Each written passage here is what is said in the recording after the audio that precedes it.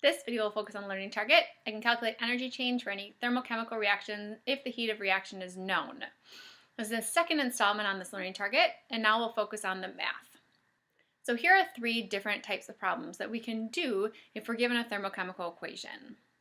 The main thing to understand about a thermochemical equation when it comes to the math is that this amount of energy associated with that process, once it becomes part of the reaction, essentially has the same idea as mole ratio. So when we used to look at an equation like this mg plus O2 example, we could say you need 2 mg for every 1 O2. We need 2 mg to produce 2 MgOs, right? They had this relationship. Well, your heat of reaction has that same relationship. This is the amount of energy for this specific chemical process. So the amount of energy for that MgO2 process is that 1204 kilojoules. When I pull that energy out and I write it separate from the reaction, this is normally how people write it. So it would be negative because it's an exothermic process. It was a product. So I need to indicate that it was a product with the negative sign once I don't write it as part of the equation. And then the label on that is kilojoules. But once I take it off the equation, I have to indicate that that's a kilojoules per mole of reaction. Okay, so that's the amount of energy produced per mole of this reaction. So this is essentially a conversion factor. Okay, it's the same idea as a mole to mole ratio, except now it's a mole to energy ratio. So this is the amount of energy produced per mole of the reaction. So for example, for magnesium, this amount of energy produced per 2 moles of magnesium. This is the amount of energy produced per 1 mole of oxygen. This amount of energy produced per 2 moles of MgO. So this mole reaction bit just simply tells you that the coefficient matters in relation to this energy because this is the energy per this reaction. So if I don't put in a whole 2 moles of MgO, I don't get this specific amount of energy out, I can get less or more. Same with any stoichiometry, right? If I put in 10 grams of MgO using the relationship of Mg to everything else, you could figure out how much of anything is made. Now it's just that we have another variable with energy. So I'm going to set up these problems really similar to stoichiometry, except instead of using a mole to mole ratio, I'm going to use a mole to energy ratio because that's the relationship that we're focused on. So the first problem I say, how much energy is associated with burning the 45.4 grams of magnesium? Well, I know if I have 2 moles of magnesium, I get 1204. But what if I don't have 2 moles? Then what? So in order to use a mole to energy ratio, I need to get to mole, gram to mole, molar mass. Once I'm in moles of magnesium, now I can go from mole to energy within my balanced chemical reaction. So specifically, I'm focusing on my moles of magnesium, which is where I'm going to get the 2 from. And in this reaction, this is the amount of energy produced per 2 moles of magnesium. So not just simple stoichiometry, the grams cancel, the moles cancel, I end up with kilojoules. I type that into my calculator, round by measured values, I get this. This should make sense, right? I'm using almost double my molar mass, but I need 2 moles to make it happen. So I'm not going to be able to make all 1204 with the amount I put in. So sensibly, this makes sense. This is the amount of energy produced in this process. Now, I wouldn't go mole reaction now because I canceled out my moles by indicating how much I actually put in. So this is not a heat of reaction. This is the amount produced in my specific process. Using the same reaction now, the second problem asks how much magnesium oxide were made if I produced a certain amount of energy. So if I release this,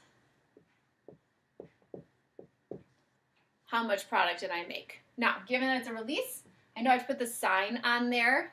Okay.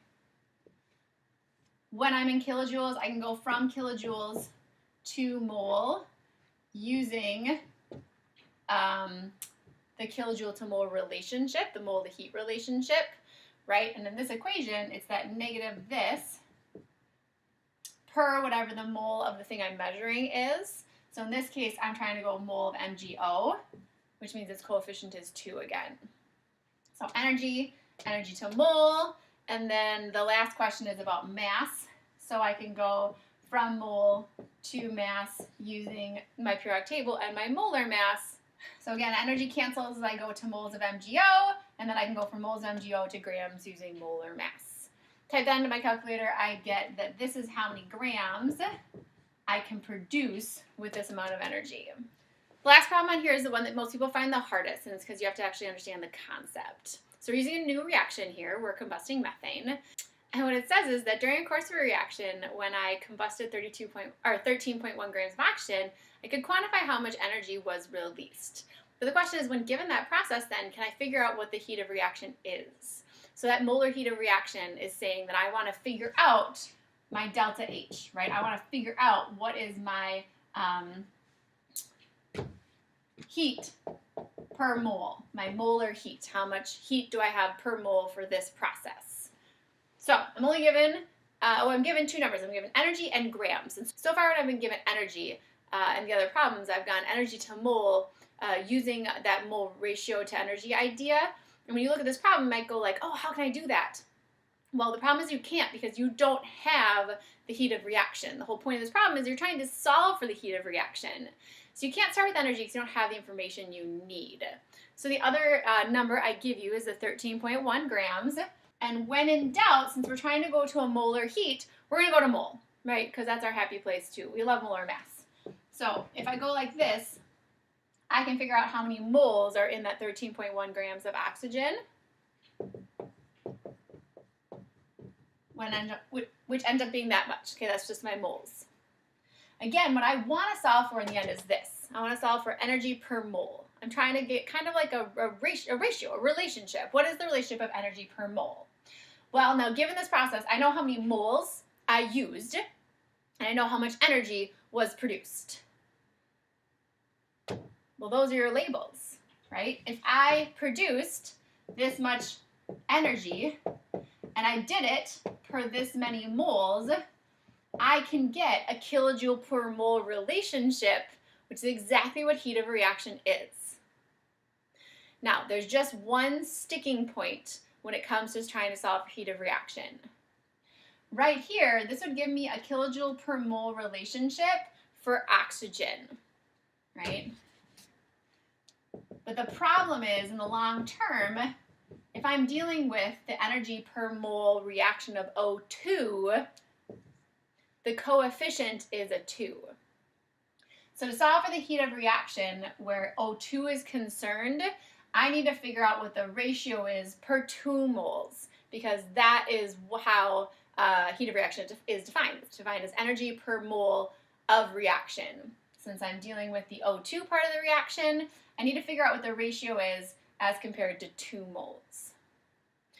So this is as simple as cross multiply and divide, but this is the hard problem. This is the one we'll practice a lot. Okay, if I want to solve for heat of reaction, I need to get an energy to mole relationship and then relate it to the energy per mole reaction of my actual reaction.